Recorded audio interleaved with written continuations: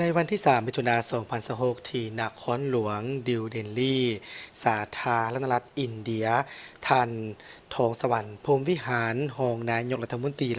กระทรวงการต่างประเทศ แห่งสาธารณรัฐประชาธิปไตยประชาชนลาวได้เข้าเยี่ยมคำนับพันธานนางดรอปาดีเมอร์มูประธานาธิบดีแห่งสาธารณรัฐอินเดียในโอกาสเดินทางเคลื่อนไหวเยี่ยมยามสาธารณรัฐอินเดียอย่างเป็นทางการและเป็นประธานร่วมกองประชุมคณะกรรมาการร่วมว่าด้วยการร่วมมือสองฝ่ายลาวอินเดียครั้งที่10ในระหว่างวันที่1หาวันที่3มิถุนายน 2026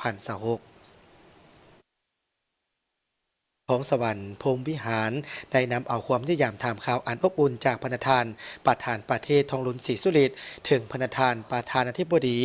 นางโดปราดีเมอร์บูแจ้งให้ทราบถึงจุดประสงค์ของการเดินทางเคลื่อนไหวเยี่ยมยามสาธารณรัฐอินเดียในครั้งนี้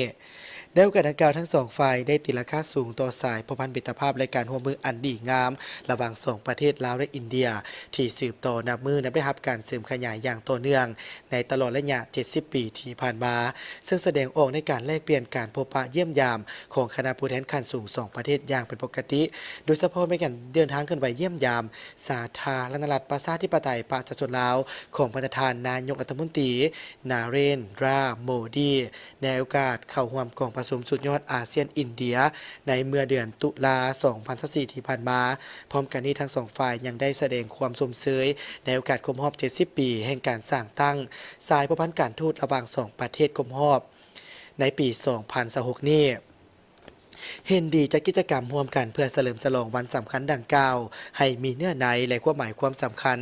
นอกจากนี้ยังเห็นดีสืบต่อร่วมมือกันอย่างใกล้ชิดเพื่อเสริมขยายสายพันธมิตรภาพและการร่วมมืออันดีงามที่มีอยู่แล้วของสองประเทศให้นับมือนับเจริญงอกงามและได้รับการพัฒนายิ่งขึ้นรวมทางสนับสนุนซึ่งกันและกันในขอบภาคพื้นและสากลเป็นต้นแม่นขอบการร่วมมือแม่น้ำโขงแม่น้ำคงคาอาเซียนอินเดียองค์การสหประชาชาติและอื่นๆ